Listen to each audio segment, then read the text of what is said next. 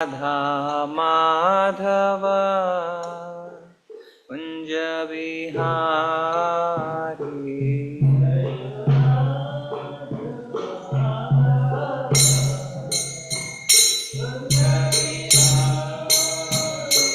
जयो राधा माधव कुंज बिहारी।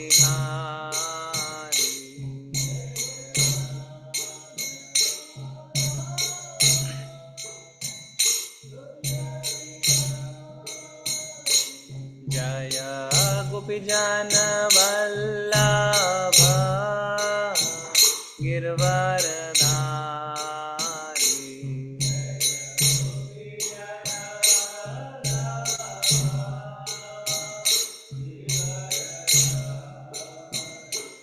जय गोपीजन वल्लभ गिरवरधारी।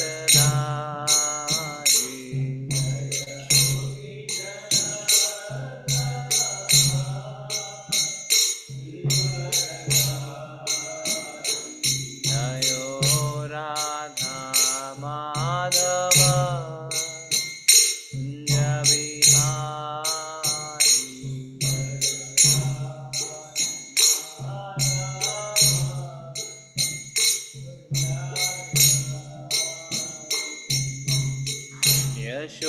यशोदानंदन ब्रज जनरंजन।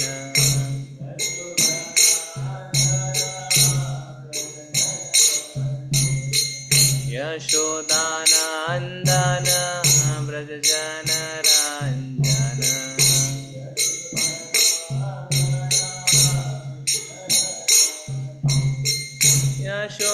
यशोदानंदन ब्रज जनरंजन।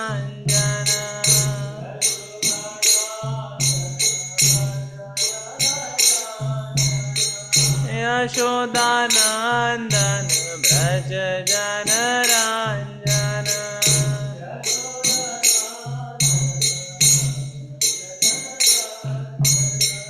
यमुना तीर वनचारी।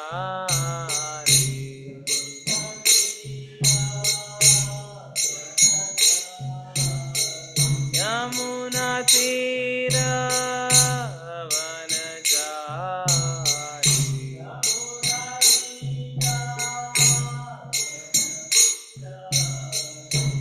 जयो राधा माधव कुंज बिहारी।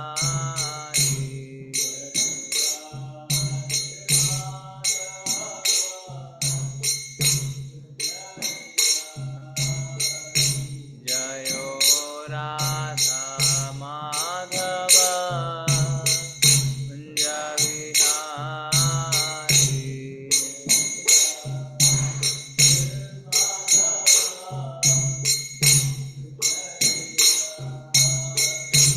जय गोपीजन वल्लभ गिरवरधारी।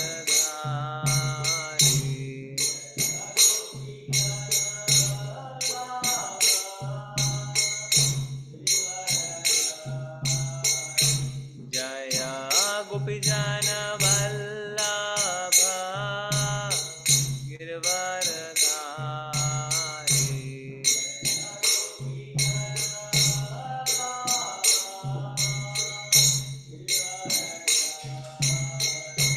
जयो Radha Madhav Kunj Bihari.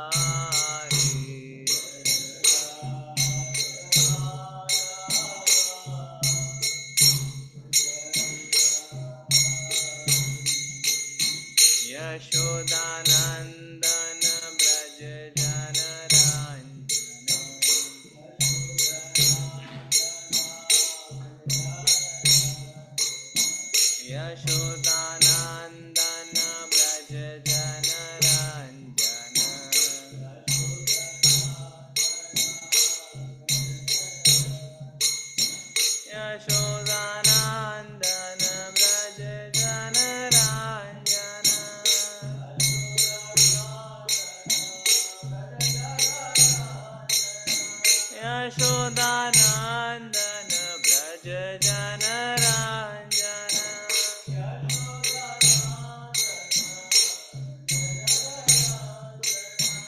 Yamuna तीरवनचारि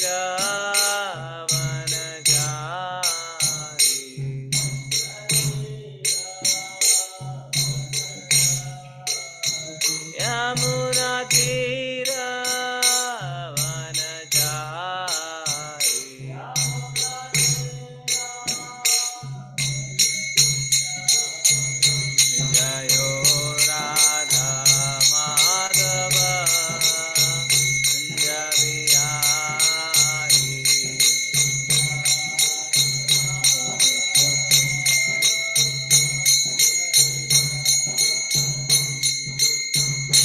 Hare Krishna, Krishna Krishna, Hare Hare, Hare Rama, Rama Rama, Hare Hare.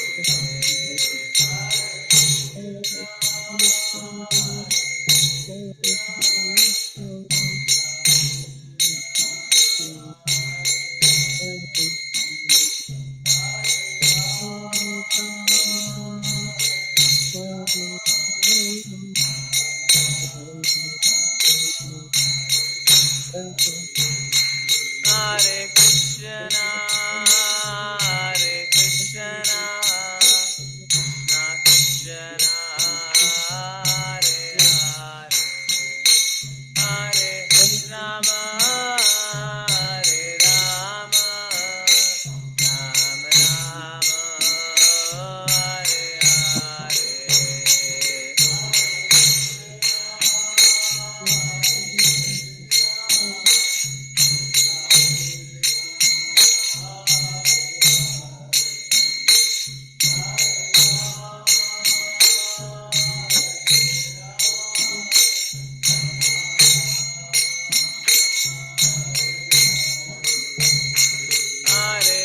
Krishna, Hare Krishna, Krishna Hare Hare, Hare Rama, Rama Rama, Hare Hare.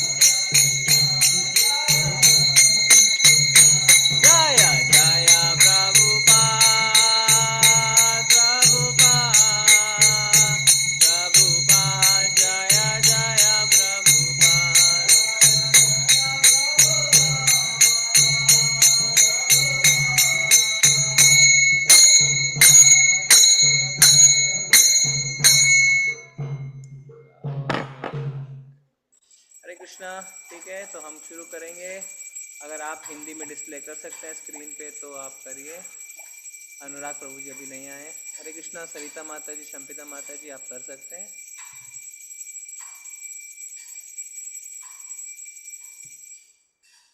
हरे Krishna. Admin हमारे, आप खामोश हैं। Okay, no problem. ओम नमो भगवते वासुदेवाय। ओम नमो भगवते वासुदेवाय। ओम नमो भगवते वासुदेवाय। ओम ओम नमो भगवते भगवते वासुदेवाय। ओम नमो भगवते वासुदेवाय। ओम ओम नमो नमो भगवते भगवते वासुदेवाय। श्रीमद्भागवतम पहला स्कंद 7वां अध्याय श्लोक संख्या 28। ना यस्यान आत्ममं किंचित् नाहि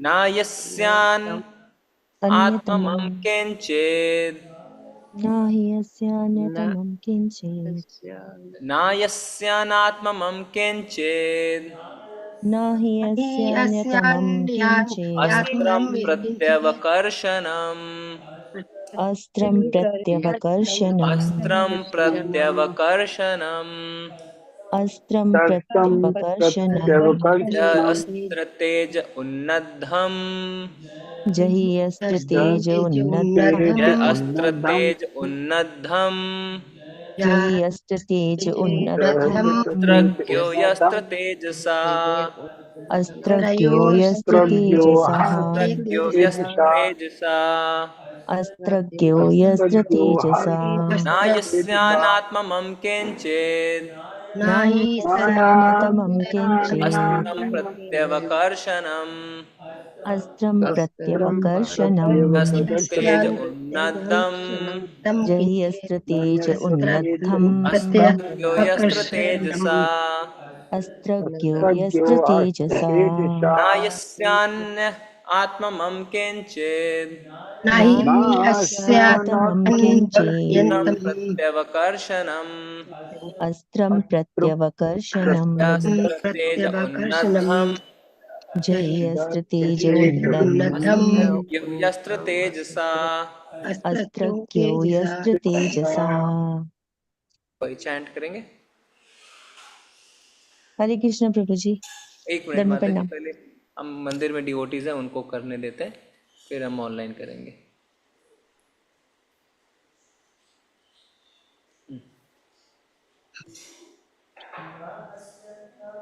इंग्लिश चाहिए? हाँ, एक मिनट माता जी, मैं थोड़ा इंग्लिश में स्क्रीन शेयर करता हूँ, फिर उसके बाद आप स्क्रीन शेयर करिए।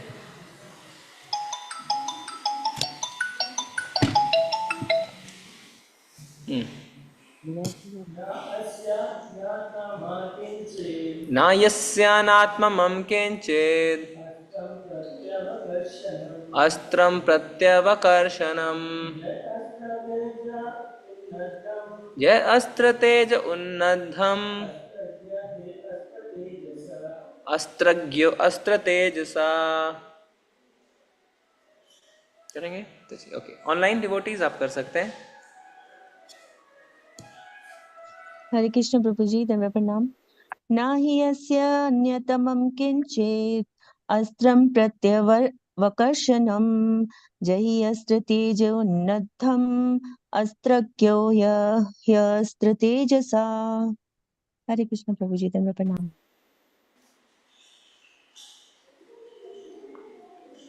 ओके, धन्यवाद।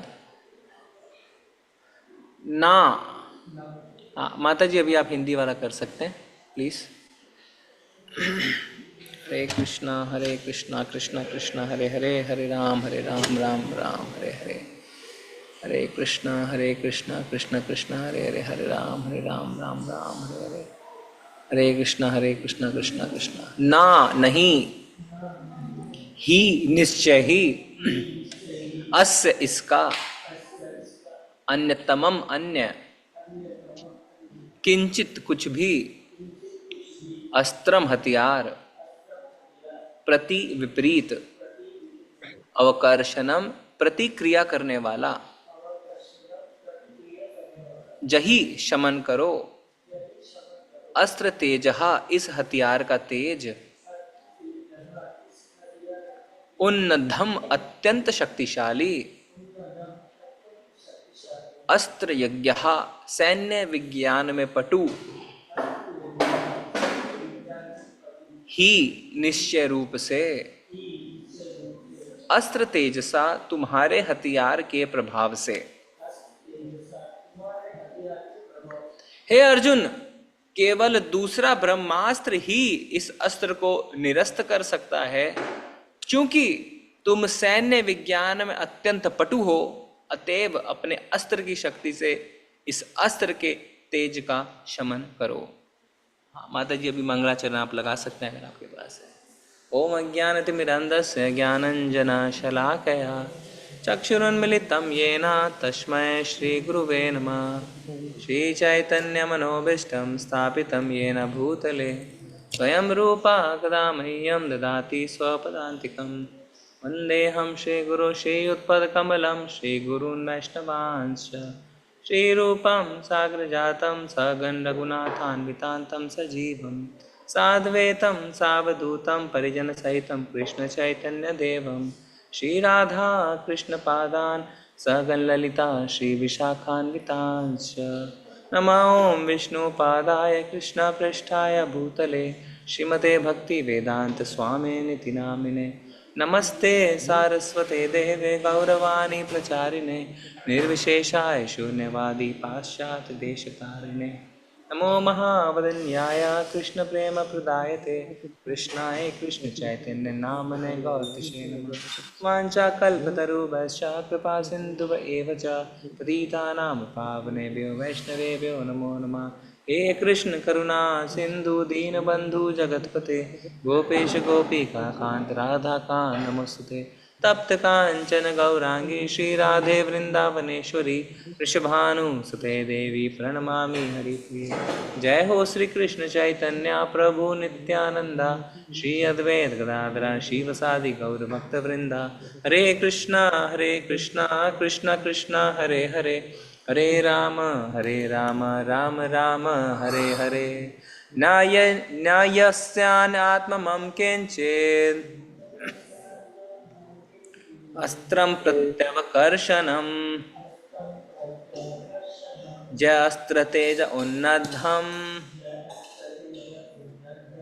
अस्त्रतेजसा।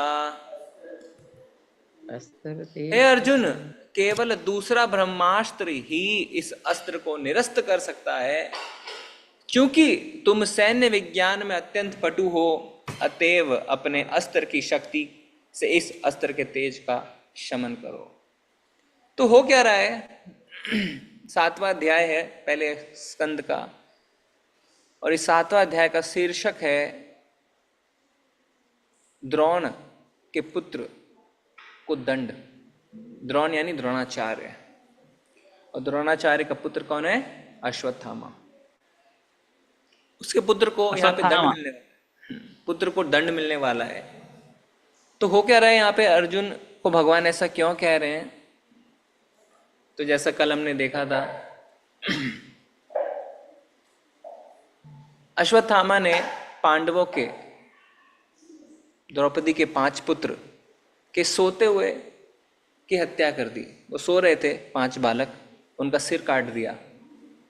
इससे द्रौपदी बहुत दुखी हुई, और अर्जुन ने द्रौपदी और भगवान श्री कृष्ण के मौजूद में संकल्प लिया कि मैं अश्वत्थामा का सर काट के लाऊंगा, और फिर हे द्रौपदी मैं आपके आंसू पोंछूंगा, और उस सर पे खड़े होके आप स्नान कर सकते हैं। तो द्रौपदी को मन में थोड़ी शांति मिली, और अर्जुन निकल गए किसके पीछे? अर्जुन निकल गए अश्वत्थामा को मारने के लिए भगवान के साथ। अश्वत्थामा ने ऐसा कार्य क्यों किया? अश्वत्थामा ने सोचा कि मैं अपने स्वामी को बड़ा प्रसन्न कर दूंगा। कौन है उसका स्वामी? दुर्योधन। पर दुर्योधन ने भी उसके इस कार्य की भर्त्सना करी। बोले ये क्या किया तुमने? ये धर्म विरुद्ध है। ऐसा नहीं कर सकते हैं कि सोते हुए बालकों की हम हत्या करें, इनोसेंट चाइल्ड। तो अब अश्वत्थामा की अवस्था क्या है? ना घर का ना घाट का। अपने स्वामी को भी प्रसन्न नहीं कर पाया, और अपने दुश्मन को और ज्यादा क्रोधित कर दिया। तब अपनी जान बचाने के लिए भागता रहा। जब वो थक गया, उसके घोड़े थक गए, तो कुछ ना पाके अश्वत्थामा ने ब्रह्मास्त्र चला दिया।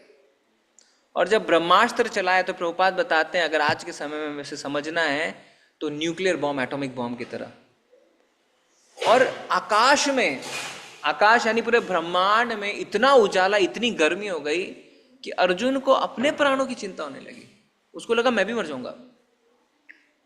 तो उसने भगवान से प्रार्थना करी। क्या प्रार्थना करी?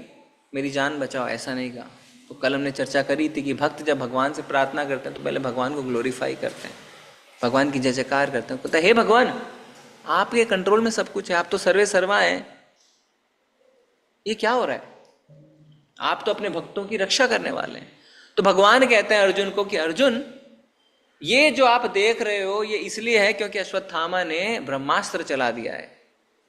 पर दुर्भाग्य की बात यह है कि अश्वत्थामा को ब्रह्मास्त्र वापस लेना नहीं आता। तो आप सोचेंगे वापस भी लिया जा सकता है? एटॉमिक बॉम्ब चला देंगे, न्यूक्लियर बॉम्ब चला देंगे, थोड़ी ना वापस ले सकते हैं। हाँ, उसे हम वापस नहीं ले सकते हैं क्योंकि वो स्थूल है, सटल नहीं है, ग्रॉस है।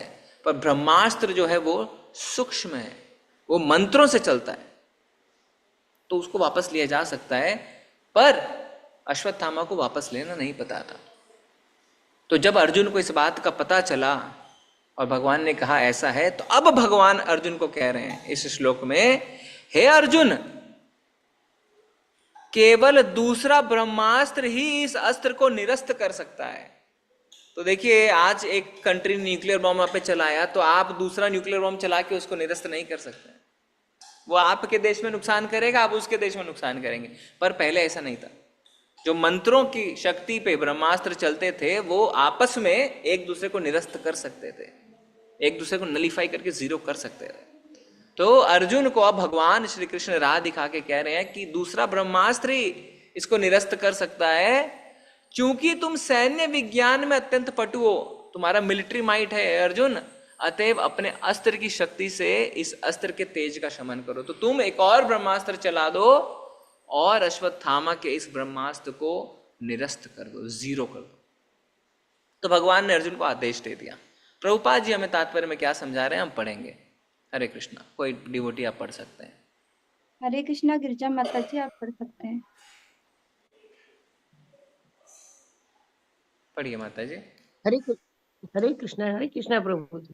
शील प्रभुपाद की जय। प्रभुपाद द्वारा तार परमाणु बमों के प्रभावों को निरस्त करने वाला कोई प्रत्यय अस्त्र नहीं है, लेकिन सूक्ष्म विज्ञान द्वारा ब्रह्मास्त्र के प्रभाव को प्रशमित किया जा सकता है। और उन दिनों जो लोग सैन्य विज्ञान में पटु होते थे वे ब्रह्मास्त्र का शमन कर सकते थे। द्रोण पुत्र इस अस्त्र को प्रशमित करने की कला नहीं जानता था, अतएव अर्जुन को अपने अस्त्र से इसे भ्रंशित करने का आदेश मिला। हरे जी। कृष्ण। तो कई बार क्या होता है, कोई छोटे बच्चे निकलते हैं घर से, बदमाशी करके आ जाते हैं, फिर उन्हें माँ बाप कहते हैं जाओ सॉरी बोल के आओ, जाओ ठीक करके आओ। तो माँ बाप को जाना पड़ता है। सिचुएशन बिगाड़ सकते हैं बच्चे, संभाल नहीं सकते हैं। इसी तरीके से बिना मैच्योरिटी के धर्म विरुद्ध तरीके से अश्वत्थामा ने ब्रह्मास्त्र चला तो दिया, पर ब्रह्मास्त्र वापस लेने की उनके अंदर काबिलियत नहीं थी, उनको पता नहीं था। तो भगवान अब परम पिता का रूप धारण करते हुए कहते हैं अर्जुन, क्योंकि अश्वत्थामा इसे वापस नहीं ले सकता, एक काम करो, तुम अपना एक और ब्रह्मास्त्र चला के इसे निरस्त कर दो। तो सूत गोस्वामी क्या कह रहे हैं हम आगे पढ़ेंगे। तो सूत जी बीच में कैसे आ गए, कोई बताएगा?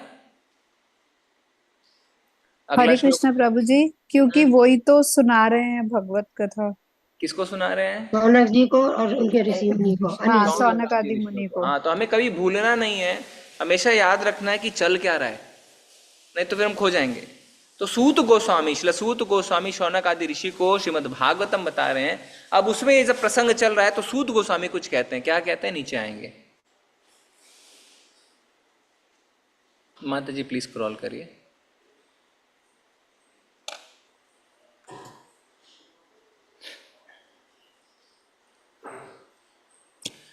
श्री सूत गोस्वामी ने कहा, भगवान से यह सुनकर अर्जुन ने शुद्धि के लिए जल का स्पर्श किया और भगवान श्री कृष्ण की परिक्रमा करके उस अस्त्र को प्रशमित करने के लिए उसे अपना ब्रह्मास्त्र छोड़ा।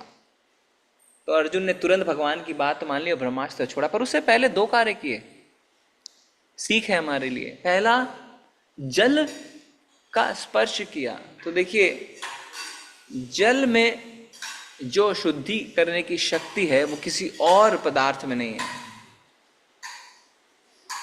जब आप थके हारे आते हैं, स्नान करते हैं जल से, तो आपकी थकान दूर हो जाती है। तो मैं तो जल से स्नान नहीं करूंगा, तो घी से कर लो। घी से स्नान करके क्या आपकी थकान दूर होगी? नारियल तेल से कर लो, यहाँ पे तो नारियल तेल बहुत चलता है। कोकोनट ऑयल, कोकोनट ऑयल से कर लो, महंगा प्रोडक्ट है। तो जल में जो शुद्धिकरण की शक्ति है वो सिर्फ जल में ही है, और शास्त्रों में जल से आचमन करने की बार बार बात होती है। तो जल से का स्पर्श, जल का स्पर्श मात्र हमें शुद्ध कर देता है। इसीलिए जब आप देखेंगे कोई पुजारी जब पूजा करते हैं, छोटे से आचमन पात्र में जल लेके, है ना, कितने 2-3 बूंद होते हैं खाली, बस उस स्पर्श, जल स्पर्श से शुद्धिकरण होता है। ये भगवान का आशीर्वाद है, और भगवान का आशीर्वाद है जल को। जल भी भगवान है जिससे ऐसा हो सकता है। और दूसरा क्या किया? श्री कृष्ण की परिक्रमा करी। देखिए, मान लीजिए आपका कोई सीनियर है और आपके अंदर इतनी काबिलियत है कि वो बोलता है अरे ये करो, हाँ मैं अभी करता हूं, रुकिए मैं करता हूं, और तुरंत हम शुरू हो जाएंगे। अर्जुन क्या कर रहा है? अर्जुन पहले भगवान की परिक्रमा कर रहा है, क्योंकि उसे पता है कि उसकी जितनी सारी शक्ति है वो भगवान से ही उसे मिली है। तो कई बार हम उत्तेजित हो जाते हैं जब हमारी काबिलियत की तारीफ की जाती है, जब लोग हम पे रिलाई करते हैं। पर हमें हमेशा याद रखना है कि जो भी, चाहे हमारी बुद्धि है, चाहे शारीरिक क्षमता है, चाहे कला है, वाणी है, शरीर है, जिसके लिए लोग आपकी तारीफ कर रहे हैं, मत भूलिए कि वो भगवान का आपको आशीर्वाद है। तो हमेशा पहले भगवान को आशीर्वाद, भगवान को प्रणाम करते हुए, भगवान का आशीर्वाद प्राप्त करते हुए हमें कार्य करना चाहिए। अर्जुन वही कर रहे हैं। इमरजेंसी सिचुएशन है, ऑलरेडी ब्रह्मास्त्र आकाश में है, पर फिर भी वो भगवान की पहले परिक्रमा कर रहे हैं, और फिर क्या करते हैं? उस अस्त्र को प्रशमित करने के लिए अपना ब्रह्मास्त्र छोड़ते हैं। ब्रह्मास्त्र छोड़ दिया, आगे क्या होता है पढ़ेंगे।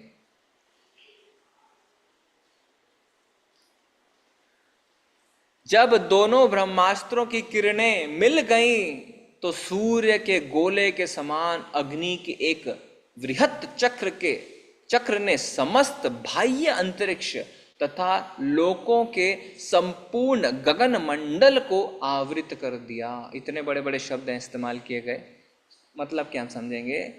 जब दोनों ब्रह्मास्त्र आकाश में मिल गए तो सूर्य के चक्र जैसा एक बड़ा अग्नि उत्पन्न हो गया। कितना बड़ा अग्नि?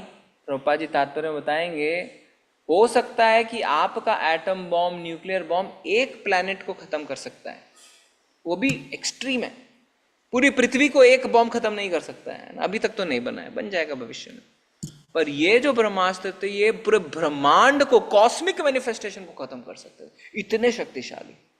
और ये कोई फिक्शन नहीं है, ये हमारी हिंदी फिल्म नहीं है कि लिख दिया, ये फैक्ट है, ये शास्त्र है, और ऐसा है, ऐसा हुआ है। पृथ्वी पे भगवान श्री कृष्ण और अर्जुन जब मौजूद थे तो ऐसा हुआ, यानी उस समय आप रहते तो आप भी देखते क्या हो रहा है, और देखते ही नहीं, आप जल रहे होते। इतनी ऊर्जा, इतनी गर्मी पैदा हुई। क्या? समस्त बाह्य अंतरिक्ष, बाह्य अंतरिक्ष मतलब जितना आकाश हमें दिख रहा है, आकाश की तो कोई लिमिट नहीं है ना, सब यूनिवर्स है, समस्त बाह्य अंतरिक्ष और लोकों मतलब प्लैनेट्स। तो जितने प्लैनेट्स थे उसके सारे लोग परेशान हो गए। अब बोलेंगे सारे लोग मतलब हम ही तो हैं? हम नहीं है जी, बाकी सब भी हैं। चंद्रमा में भी कोई है, मंगल में भी कोई हो सकता है, कहीं दूसरे प्लैनेट में भी हो सकता है, हर जगह, हर प्लैनेट में कोई ना कोई है। और वो इस श्लोक से सिद्ध होता है। इस श्लोक में लिखा है, तथा लोकों के संपूर्ण गगन मंडल को आवृत कर लिया। अलग अलग प्लैनेट्स का अलग अलग लोगों की हालत खराब हो गई। प्रभुपाद जी तात्पर्य में क्या बता रहे हैं, हम पढ़ेंगे जी। हरे कृष्णा, सुमन माता जी पढ़ें। हरे कृष्णा प्रभु जी, दंडवत प्रणाम। श्रील प्रभुपाद की जय। श्रील प्रभुपाद जी के द्वारा तात्पर्य। ब्रह्मास्त्र के उद्दीपन से उत्पन्न ऊष्मा षष्ठी के प्रलय के समय सूर्य के गोले से निकलने वाली अग्नि तुल्य होती है। ब्रह्मास्त्र से उत्पन्न ऊष्मा की तुलना में परमाणु शक्ति का, माता स्क्रॉल कीजिए थोड़ा, विकिरण बिल्कुल नगण्य है। परमाणु बम के विस्फोट से ज्यादा एक ही ग्रह नष्ट हो सकता है, लेकिन ब्रह्मास्त्र द्वारा उत्पन्न ऊष्मा से संपूर्ण ब्रह्मास्त्र नष्ट हो सकता है। अतः इसकी तुलना प्रलयकालीन ऊष्मा से की गई है। इसकी तुलना प्रलयकालीन ऊष्मा से की गई है। मतलब जब प्रलय आता है तो जो गर्मी और जो ऊष्मा पैदा होती है वैसी ऊष्मा पैदा होती है, इतनी भयंकर। और प्रभुपाद जी क्या बोल रहे हैं, इससे सिर्फ एक ग्रह नहीं पूरा ब्रह्मांड नष्ट हो सकता है। तो मान लीजिए अगर आप उस स्थिति में होते और ऐसा हो रहा होता, अश्वत्थामा ने भी ब्रह्मास्त्र चला दिया, अर्जुन ने भी ब्रह्मास्त्र चला दिया, अब ऐसी अग्नि पैदा हो गई है कि सब कुछ जल के खाक हो जाएगा, तो भगवान क्या करते हैं, अर्जुन क्या करते हैं, पढ़ेंगे आगे। अगले श्लोक में जाइए। उन अस्त्रों की सम्मिलित अग्नि से तीनों लोकों के सारे लोग जल भुन गए। सभी लोगों को उस सांवर्तक अग्नि का स्मरण हो आया जो प्रलय के समय लगती है। तो तीन लोक, कौन कौन से तीन लोक हैं, कोई बताएंगे? यहाँ पे सूत गोस्वामी बता रहे हैं शौनक आदि ऋषि को कि इतनी अग्नि पैदा हुई, इतनी ऊर्जा पैदा हुई कि तीनों लोक के सारे लोग जल भुन गए। पाताल लोक, भूलोक और ब्रह्मलोक। पाताल लोक, भूलोक और देवलोक, कौन मतलब से हैं? ऊपर के जितने भी लोग कहते हैं। जी, भूर भुवर स्वर। भूर भुवर स्वाहा। ओके, और कोई बताएंगे तीन लोग किसे कहते हैं? हम कहते हैं ना बार बार तीनों लोकों में ये हो गया, तीनों लोकों में हो गया। कौन से तीन लोग? धरती के नीचे के लोग जितने हैं और धरती के ऊपर के जितने लोग हैं, 7। हाँ, बिल्कुल सही। तो तीन लोक का अर्थ होता है upper planetary system, middle planetary system, lower planetary system. यानी तीन प्लैनेट नहीं, बहुत सारे लोग, बहुत सारे प्लैनेट हो सकते हैं, बहुत सारे ग्रह हो सकते हैं। पृथ्वी के ऊपर के जितने के ग्रह हैं, पृथ्वी के नीचे जितने ग्रह हैं, सारे, यानी समस्त ब्रह्मांड के लोग, यानी पीपल, यानी हर प्लैनेट में कोई रह रहा है। इसीलिए तो शास्त्र कह रहे हैं कि हर लोक के लोग जल भुन गए। और क्या हुआ? सांवर्तक अग्नि। सांवर्तक अग्नि किसे कहते हैं? जब प्रलय आती है जो अग्नि उत्पन्न होती है उसका नाम है सांवर्तक अग्नि। वो अग्नि का स्मरण हुआ है लोगों को कि अरे ये तो लगता है सारा ब्रह्मांड अब खत्म होने वाला है। तो तात्पर्य में प्रभुपाद जी क्या लिख रहे हैं, पढ़ेंगे। हरे कृष्णा, विश्वजीत प्रभु जी पढ़ें। हरे कृष्णा। तात्पर्य श्रील प्रभुपाद द्वारा। तीन लोक है ब्रह्मांड के ऊर्ध्व, अधो तथा मध्य के लोक। यद्यपि ब्रह्मास्त्र इस पृथ्वी पर छोड़ा गया था, लेकिन अस्त्रों के सम्मिलित ऊष्मा सारे ब्रह्मांड में छा गई और विभिन्न लोकों के समस्त वासी प्रखर ऊष्मा का अनुभव करने लगे। वे इसकी तुलना सांवर्तक अग्नि से करने लगे। अतः कोई भी ग्रह जीवों से रहित नहीं है, जैसा कि अल्प बुद्धि वाले भौतिकतावादी लोग सोचते हैं। जी, तो क्या आप लिख रहे हैं प्रभुपाद जी कि ये ब्रह्मास्त्र छोड़ा गया पृथ्वी पर बाकी जितने ग्रह थे सारे लोगों को परेशान कर दिया। मान लीजिए आप बैठे हैं, अचानक से आकाश में आपको ऊर्जा दिखती, अग्नि दिखती, आप जलने भूलने लगते हैं। वो क्या पता चला? अरे मंगल ग्रह पे किसी ने ब्रह्मास्त्र छोड़ा है।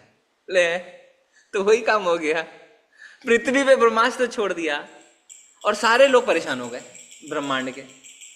अगर आपको कोई कहे प्लूटो से ब्रह्मास्त्र छूटा है, बोले हैं मैं तो अर्थ पे हूं, बोले प्लूटो से छूटा है। पर ऐसे अर्थ कोई कभी आता है तो आप बोलते कहाँ आया कहाँ आया कहाँ आया। वैसे सोचिए प्लूटो में ब्रह्मास्त्र छूटा और अर्थ के लोग परेशान हो गए, ये हुआ। तो अर्थ से ब्रह्मास्त्र छूटा और पूरे ब्रह्मांड के जितने प्लैनेट्स थे सारे लोगों परेशान हो गए। और उन सारे लोगों को सांवर्तक अग्नि की याद आ गई, जो अग्नि प्रलय के समय होती है। तो साइंटिस्ट क्या कहते हैं, अभी तो फिर भी कुछ आर्टिकल्स आ रहे हैं आप देखेंगे जिसमें साइंटिस्ट कह रहे हैं कि we are not alone in the universe, यानी ब्रह्मांड में हम अकेले नहीं हैं। और भी ग्रह में और भी लोग हैं, साइंटिस्ट अब एक्सेप्ट कर रहे हैं इस बातों को, पर हमारे शास्त्रों ने तो कब से कह रहा है, सुनते ही नहीं है, पढ़ते नहीं है। अगर आप कहेंगे कि चंद्रमा में लोग रहते हैं तो क्या कहेंगे, पागल हो क्या, हमने तो अपना यान भेजा है, कोई थोड़ी ना मिला हमें। अरे अलग अलग ग्रह के लोगों को अलग अलग शरीर मिलता है। अभी अभी साइंस में प्रूव हुआ है कि अग्नि के अंदर भी कीटाणु है, फायर के अंदर भी कीटाणु है। हम तो सोच नहीं सकते ना कि फायर के अग्नि के अंदर भी कीटाणु है, यानी कोई रहता है अग्नि के अंदर, हम तो नहीं सोच सकते हैं। जैसी अवस्था देश काल परिस्थिति होती है वैसा शरीर मिलता है। जैसे एक समुद्र के गहराई में भीतर में एक मछली रहती है, आप रह सकते हैं क्या, नहीं रह सकते। प्रेशर से आपके सारे ऑर्गन्स फट जाएंगे, पानी के प्रेशर से, पर वो रह सकता है। तो परिस्थिति के हिसाब से शरीर मिलता है। तो अलग अलग ग्रह की अलग अलग परिस्थितियों के हिसाब से शरीर मिला हुआ है, पर हम चाहते हैं कि हम अपने शरीर की अपनी आंखों से उन्हें देख लें। कहाँ संभव है, संभव नहीं है, क्योंकि दिखता नहीं है तो लोग विश्वास नहीं करते हैं। पर शास्त्र कह रहे हैं कि हर प्लैनेट में, हर ग्रह में कोई है, और सारे लोग परेशान हो गए। क्यों? क्योंकि पृथ्वी से ब्रह्मास्त्र छोड़ा गया। तो क्या है, हमें इस बात को एज अ डिवोटी स्वीकार करना है, और एज अ नॉन डिवोटी भी, कि शास्त्र प्रमाण सबसे बड़ा प्रमाण है। 3 तरीके के प्रमाण होते हैं। एविडेंस, माता जी जानते हैं एविडेंस, है ना, एविडेंस दिखाओ, तो हम डॉक्यूमेंट्स दिखाते हैं, फोटो दिखा देते हैं, मान लेते हैं, पर वो सबसे बड़ा प्रमाण नहीं है। क्यों? मान लीजिए दीवार की उस तरफ किसी ने किसी का मर्डर किया, एविडेंस नहीं है, फोटो नहीं खींच सकते हैं, पर क्या मर्डर तो हुआ ना। तो 3 तरीके के प्रमाण होते हैं, उसमें सबसे हाईएस्ट कैटेगरी का जो प्रमाण है वो है शास्त्र प्रमाण। ये जो हमारे शास्त्रों में लिखा है वो आज तक किसी ने नहीं झुटलाया है, वो गलत नहीं है। जैसे फॉर एग्जाम्पल शास्त्र में 5000 साल पहले ही बता दिया गया था क्या, कि 2500 साल बाद गौतम बुद्ध आएंगे। 2500 साल बाद गौतम बुद्ध आए? गौतम बुद्ध कब आए थे? आज से 2500 साल पहले। तो शास्त्र में 5000 साल पहले ही बता दिया गया था।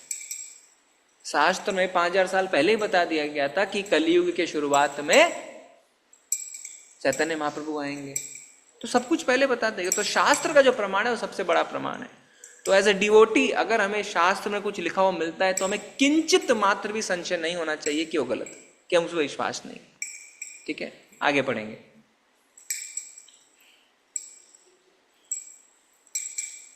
इस प्रकार जन सामान्य में फैली हड़बड़ी एवं ग्रहों के आसन्न विनाश को देखकर अर्जुन ने भगवान श्री कृष्ण की इच्छा अनुसार तुरंत ही दोनों अस्त्रों का निवारण कर दिया। अब क्या हुआ, इमरजेंसी सिचुएशन हो गई, लोग जल रहे हैं, भून रहे हैं। तो अर्जुन ने देखा रहे क्या हो रहा है, तो उन्होंने भगवान से प्रार्थना करी। भगवान ने कहा एक काम करो, दोनों अस्त्रों को वापस ले लो। यानी छोड़ने वाला अपने अस्त्र को तो वापस ले ही सकता था, वो दूसरे के अस्त्र को भी वापस ले सकता था। ये होता है मंत्रों से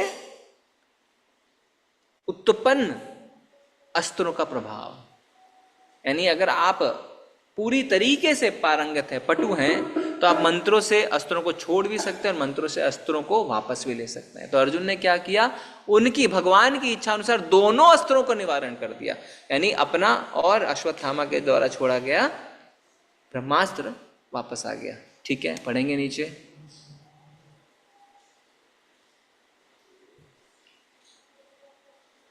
हरे कृष्णा। ओम प्रकाश प्रभु जी पढ़ें। हरे कृष्ण प्रभु जी, दंडवत प्रणाम। हरे कृष्ण माता जी, दंडवत प्रणाम। श्रील प्रभुपाद की जय। तात्पर्य सूत्रवाद द्वारा यह मत कि आधुनिक परमाणु बम का विस्फोट संसार का संहार कर सकता है, बचकानी कल्पना है। पहले तो परमाणु ऊर्जा संसार का विनाश करने के लिए पर्याप्त सशक्त नहीं है। दूसरे, यह सब परमेश्वर की परम इच्छा पर निर्भर है, क्योंकि उनकी इच्छा या स्वीकृति के बिना कुछ भी बनाया या बिगाड़ा नहीं जा सकता। यह सोचना भी मूर्खता है कि प्राकृतिक नियम अनंतिम रूप से शक्तिशाली हैं। भौतिक प्रकृति का नियम भगवान के निर्देशानुसार कार्य करता है, जिसकी पुष्टि भगवत गीता में हुई है। उसमें भगवान कहते हैं कि प्राकृतिक नियम उनके अधीक्षण में कार्य करते हैं। इस संसार का संहार भगवान की ही इच्छा से हो सकता है, छोटे मोटे राजनेताओं की सनक से नहीं। भगवान श्री कृष्ण ने इच्छा प्रकट की कि द्रोणी तथा अर्जुन दोनों के द्वारा छोड़े गए अस्त्र लौटा लिए जाए, और अर्जुन ने तुरंत ही इस आज्ञा का पालन किया। इसी प्रकार सर्वशक्तिमान भगवान के अनेक दूत हैं, और भगवान जो चाहते हैं उसे उनकी इच्छा से ही कोई संपन्न कर सकता है। हरे प्रभुपाद जी बता रहे हैं कि अभी जो हमारे मॉडर्न आधुनिक परमाणु बम हैं, हम सोचते हैं कि पूरे संसार का हम उसे विनाश कर सकते हैं। तो प्रभुपाद जी कह रहे हैं बचपने वाली हरकतें मत करो, डोंट बी चाइल्डिश। क्यों? पहले तो उनके अंदर इतनी शक्ति नहीं है ना। हो सकता है वो कुछ वर्ग किलोमीटर तक डिस्ट्रक्शन कर सकते हैं, पूरी पृथ्वी का डिस्ट्रक्शन नहीं कर सकते। और दूसरा, प्रभुपाद जी हमें याद दिला रहे हैं कि भगवान की इच्छा के बिना कुछ भी पॉसिबल नहीं है। क्या उदाहरण हम दे सकते हैं अभी इसको? रिसेंटली आप देखिए, कोविड हुआ। भगवान की इच्छा अगर हम माने तो क्या हुआ? मात्र एक वायरस ने पूरी पृथ्वी को क्या किया? बंद कर दिया। एक समय ऐसा था कि पूरे विश्व में हर देश में लॉकडाउन था, हर देश में, यानी पूरी पृथ्वी चल नहीं रही थी। जितने कल कारखाने, इंडस्ट्रीज, ऑफिसेस है, सब बंद थे। पर किसी ने सोचा नहीं था कि एक वायरस से ऐसा हो सकता है। पर हम सोचते हैं कि परमाणु बम से हम नष्ट कर सकते हैं। भगवान की इच्छा अगर है तो हो सकता है, भगवान की इच्छा नहीं है तो नहीं हो सकता है। भौतिक प्रकृति का नियम भगवान के निर्देशानुसार चलता है। तो भगवत गीता में भगवान ने इस बात की पुष्टि करी है, बताया है कि ये जो नेचर है, जैसे हम कहते हैं भौतिक प्रकृति, मटीरियल नेचर है ना, हम कहते हैं ना नेचर, मदर अर्थ, वो भगवान की निर्देशानुसार, भगवान के कंट्रोल में चलता है। भगवान ने खुद बताया भगवत गीता में। कौन सा श्लोक है, कोई बताएंगे? कौन से श्लोक में भगवान ने इस बात को कहा है कि मेरे निर्देशन में ये भौतिक प्रकृति कार्य करती है? 9.10 प्रभु जी। हाँ, तो क्या श्लोक है माता जी? मया अध्यक्षेन प्रकृतिः सूयते सचराचरं हेतुना न कौन्तेय जगत् विपरिवर्तते। मय्या दक्षिण प्रकृति ही सूयते सचराचरम हेतुनानेन कौन्तेय जगत विपरिवर्तते। यानी मय्या दक्षिण, मय्या मीन्स मैं, मेरे, मय्या दक्षिण, मेरी अध्यक्षता में ये प्रकृति कार्य करती है। तो अगर भगवान की अध्यक्षता में ये प्रकृति, ये नेचर कार्य कर रही है, तो इसका अर्थ क्या हुआ कि सब कुछ भगवान के कंट्रोल में। कभी कभी हमें लगता है कि प्रकृति ऑटोमेटिक है, अपने आप कार्य करती है ना। हम कहते हैं ना कभी कभी कि नेचुरल जस्टिस, ये नेचुरल जस्टिस है, उसका तो ऐसा होना था। पर नेचर का जो जस्टिस है वो कैसे है? एटीएम से अगर पैसे निकल रहे हैं, किसी छोटे बच्चे को आप एटीएम लेके जाएंगे, अरे पापा मशीन में से पैसे निकल रहे हैं, पर पापा को पता है कि वो मशीन को बनाने वाला कोई व्यक्ति है। मशीन बनी तभी तो पैसे निकल रहे हैं ना, या मशीन अचानक से पैदा हो गई। तो इसी तरीके से ये प्रकृति अगर हमें लगता है ऑटोमेटिक है, इसके पीछे किसी का तो कार्य है, वो है भगवान। मय्या दक्षिण प्रकृति ही सुचेत सूयते सचराचरम, जिसकी पुष्टि भगवान ने भगवत गीता में करी है। उसमें भगवान कहते हैं कि प्रकृति नियम उनके अधीक्षण में कार्य करता है। इस संसार का संहार भगवान की ही इच्छा से हो सकता है, छोटे मोटे राजनेताओं की सनक से नहीं। तो हो सकता है दो देश आपस में लड़ रहे हों, एक देश बोले मैं आप पे न्यूक्लियर बम से अटैक करूंगा, कर सकते हैं, पर आपकी इच्छा से ये पृथ्वी का विनाश नहीं हो सकता है, ये भगवान की इच्छा से हो सकता है। कई बार बार है ना, प्रभु कहते हैं कि हम कहते हैं इतनी ज़्यादा जनसंख्या, पॉपुलेशन बढ़ गई है, खाने पीने की कमी हो गई है, हवा गंदी हो गई है, हमारे ओशन गंदे हो गए हैं। प्रभु जी बार बार कहते हैं प्रॉब्लम ये नहीं है कि जनसंख्या बढ़ गई है। क्यों? महाभारत में कितने लोग मरे थे? 64 करोड़, 64 करोड़ लोग मारे गए थे महाभारत में। जनसंख्या प्रॉब्लम नहीं है, प्रॉब्लम है मिसमैनेजमेंट, मैनेज ठीक से नहीं की जा रही है चीज। तो ये ना सोचें कि मनुष्य इस पृथ्वी को खत्म कर सकता है। अभी तो कलयुग में इतना समय बचा है ना, पृथ्वी कंटिन्यूड रहेगी। भगवान की इच्छा से ही इसका विनाश हो सकता है। भगवान श्री कृष्ण ने इच्छा प्रकट की। भगवान ने कहा कि द्रोणी यानी अश्वत्थामा, द्रोण का पुत्र, द्रोणाचार्य का पुत्र, और अर्जुन, जो दोनों अस्त्र छोड़े हैं उसे वापस ले लिया जाए। और अर्जुन भगवान के भक्त होने के कारण वही कार्य करते हैं जो भगवान उन्हें कहते हैं। जी आगे बढ़ेंगे।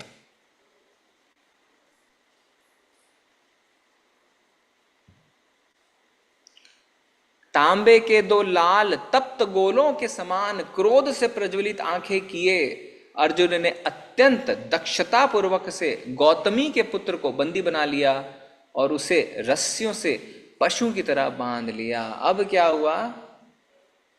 तो ये सब कुछ क्यों हो रहा है? ये सब कुछ हो रहा है अश्वत्थामा के कारण। तो इस अध्याय का जो शीर्षक है वो है अश्वत्थामा को दंड। अब दंड देने का समय आ गया है। तब अर्जुन क्या करते हैं? उनकी आंखें क्रोध से तांबे की तरह लाल हैं, इतने गुस्से क्रोध में हैं। और वो क्या करते हैं? अब अश्वत्थामा को पकड़ लेते हैं। अब पकड़ के उन्हें रस्सियों से जानवरों की तरह बांध देते हैं। जानवर को हम रस्सी से बांधते हैं तो ब्राह्मण है ना, अश्वत्थामा ब्राह्मण है, फिर भी एक ब्राह्मण को रस्सी से बांध लिया एक क्षत्रिय ने। तो कोई प्रश्न कर सकता है कि क्या यह शास्त्र सम्मत है? क्या एक ब्राह्मण को एक क्षत्रिय रस्सी से बांध सकता है? तो प्रभुपाद जी हमें तात्पर्य में इसका जवाब देंगे, पढ़ेंगे तात्पर्य। हरे कृष्णा रंजन प्रभु जी माता जी पढ़ सकते हैं। हरे कृष्णा प्रभु, दंडवत प्रणाम। हरे कृष्ण। शिला प्रभुपाद की जय। तात्पर्य शिला प्रभुपाद द्वारा। अश्वत्थामा की माता कृपि का जन्म गौतम कुल में हुआ था। इस श्लोक की महत्वपूर्ण बात यह है कि अश्वत्थामा को पकड़कर पशु की भांति रस्सी से बांध दिया गया। श्रीधर स्वामी के शतानुसार अर्जुन को अपने धर्म का पालन करने के लिए इस ब्रह्मास्त्र पुत्र को पशु की भांति पकड़ना पड़ा। श्रीधर स्वामी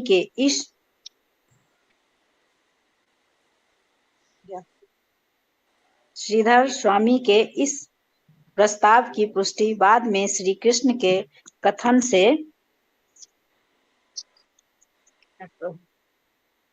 से भी हो जाती है। अश्वत्थामा द्रोणाचार्य तथा कृपि का वेद पुत्र था, परंतु उसने अपने जीवन को पतित बना लिया था। अतएव उसके साथ ब्राह्मण के तुल्य नहीं अपितु पशु तुल्य व्यवहार करना ही उचित था। जी तो प्रभुपाद जी बता रहे हैं कि भले ही अश्वत्थामा कृपि और द्रोणाचार्य का वैद पुत्र था, यानी ब्राह्मण का पुत्र था, ब्राह्मण परिवार से था, परंतु उसने अपने जीवन को पतित बना लिया था। तो इसीलिए भगवान श्री कृष्ण भगवद गीता में क्या कहते हैं? चातुर्वर्ण्य मया सृष्टम गुणः कर्मः विभागसा। कि जो चार वर्ण है, ब्राह्मण क्षत्रिय वैश्य शूद्र, ये जन्म से नहीं है। तो ये मत सोचिए कि ब्राह्मण का पुत्र कुछ भी करे तो ब्राह्मण ही कहलाएगा।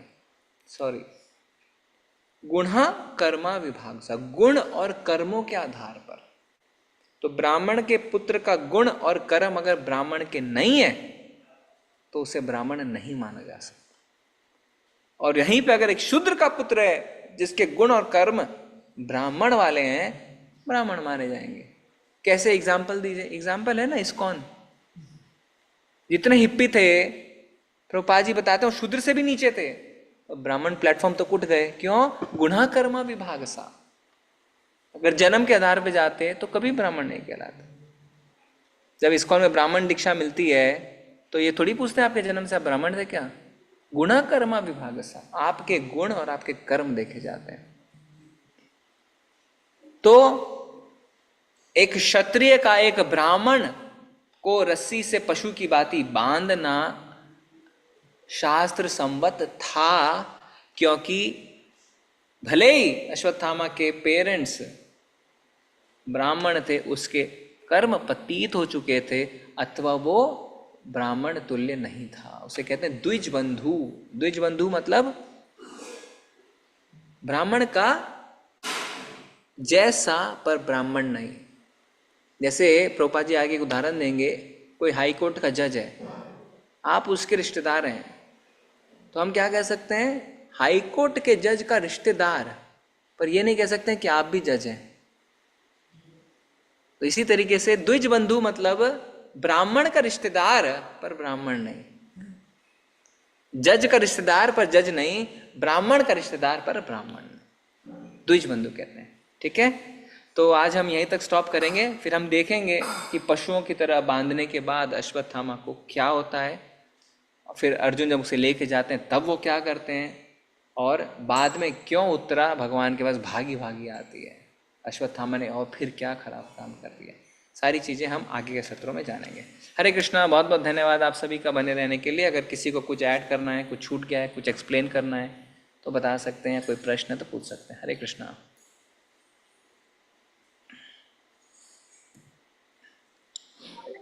हरे कृष्णा। देवेश प्रभु, सत्येंद्र प्रभु, आपको कुछ कहना है? हरे कृष्णा प्रभु जी, धन्यवाद प्रणाम। यस प्रभु। ये चैप्टर 7 का हिंदी PDF वर्जन भेजने से अच्छा रहेगा। 5 और 6 को तो मिला था, 7 का नहीं मिला। जी ठीक है, माता जी आप डाल दीजिए व्हाट्सएप ग्रुप में चैप्टर 7 का। जय गौर निताई की जय, श्रील प्रभुपाद की जय। ठीक है, डाल देंगे प्रभु जी। हरे कृष्णा। सत्येंद्र प्रभु जी आप कुछ कहना चाहते हैं?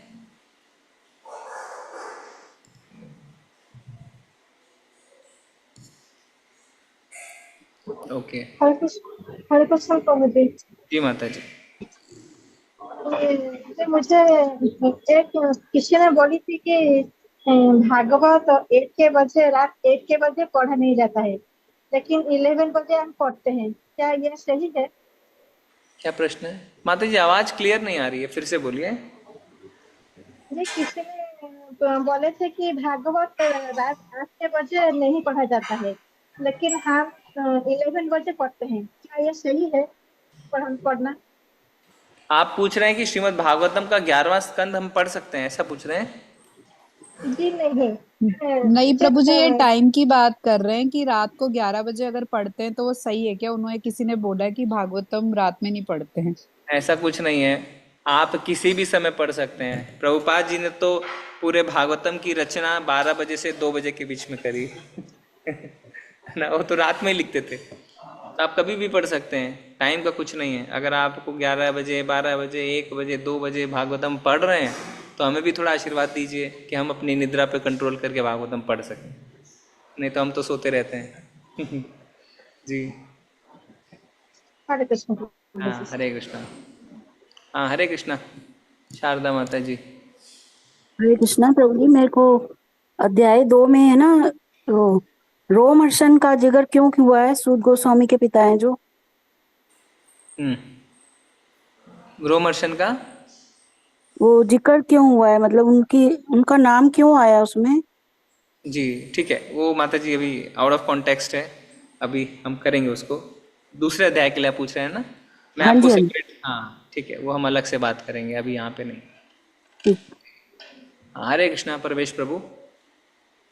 हरे कृष्णा प्रभु जी, दंडवत प्रणाम। मेरे को प्रभु जी एक बात पूछनी है, भागवतम हो या गीता हो, उसका पढ़ने और सुनने में बड़ा आनंद मिलता है, इसके पीछे क्या राज है, रहस्य है? इसके पीछे का राज का जवाब तो आपको नारद मुनि ने दे दिया। अभी पिछले अध्याय में हमने क्या पढ़ा था? पिछले अध्याय का क्या शीर्षक था? 6ठे अध्याय का प्रभु जी नहीं पता। कुछ हमें राज खुला, नारद मुनि जी ने कुछ राज खोले हैं कि नहीं खोले हैं अभी तक भागवतम में?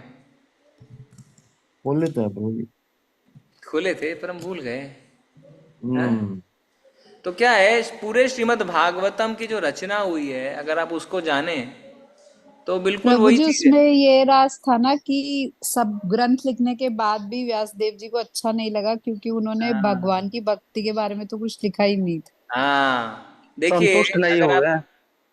अगर आप देखें 5वां अध्याय, नारद इंस्ट्रक्शन और श्रीमद् भागवतम टू व्यास देवा, तो जैसे आपको तृप्ति का एहसास हो रहा है ना श्रीमद् भागवतम पढ़ के, व्यास देव जी को इतनी सारी शास्त्र लिखने के बाद भी तृप्ति का एहसास नहीं हो रहा था।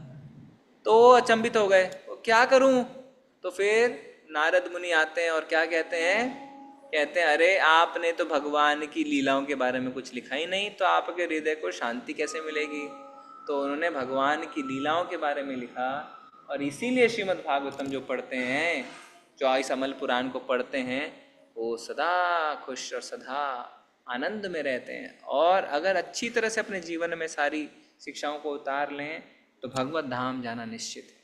तो यही राज है, क्योंकि आप भगवान के बारे में पढ़ रहे हैं। ओके ओके प्रभु जी, हरे कृष्ण। धन्यवाद। हरे कृष्णा। रंजन माता जी। हरे कृष्ण प्रभु जी। प्रभु, मैं फर्स्ट टाइम भागवतम लेके आई हूँ। आप लोग आशीर्वाद दीजिए, कैसे शुरू करूँ प्रभु, और कब, कोई दिन, एक पर्टिकुलर दिन होना चाहिए या फिर कभी भी शुरू करूँ? जब आप ले के आ गए हैं तो अब देरी किस बात की है माता जी, पढ़ना शुरू करिए, है ना। कम से कम हमें ये बात पता चली, इस कौन से जुड़ गए कि श्रीमद् भागवतम और भगवत गीता को घर में रख के खाली अगरबत्ती नहीं खेनी है, उसे पढ़ना है। तो और एग्ज़ाम भी हो सकते हैं उस बुक्स पे। प्रभुपाद जी ने उस पर एग्ज़ाम्स लेना शुरू कर दिए, सोचिए आप। यानी अच्छे से पढ़ना है। कई लोग कहते हैं कि हम उस पर नोटिंग कर सकते हैं, पेंसिल से अंडरलाइन कर सकते हैं। अरे अगर हमें पढ़ना है, उसको अच्छी तरीके से जीवन में उतारना है, तो आप सब कुछ कर सकते हैं उस पर, कोई प्रॉब्लम नहीं है। तो कभी भी आप पढ़ना शुरू कर दीजिए, और जितनी जल्दी कर सकें उतना अच्छा है, क्योंकि श्रीमद् भागवतम में इतने सारे श्लोक हैं, पता नहीं हम अपने पूरे जीवन में पूरी भागवतम पढ़ पाएंगे कि नहीं पढ़ पाएंगे। जी ठीक है, चलेंगे फिर आज हम। बहुत बहुत धन्यवाद आप सभी का। कल हम देखेंगे कि पशु की तरह बंधने के बाद अश्वत्थामा की क्या अवस्था होती है। धन्यवाद। वांछा कल्पतरुभ्यश्च कृपा सिन्धुभ्येव च पतितानां पावनेभ्यो वैष्णवेभ्यो नमो नमः। अनंत कोटि वैष्णव वृंद की जय। श्री हरिदास ठाकुर की जय। श्रीमद् भागवतम की जय। कृष्णा। धन्यवाद। प्रणाम सभी को। हरे कृष्ण प्रभु जी, सादर प्रणाम। हरे कृष्ण प्रभु जी, धन्यवाद प्रणाम प्रभु जी। कृष्ण प्रभु हरे कृष्णा।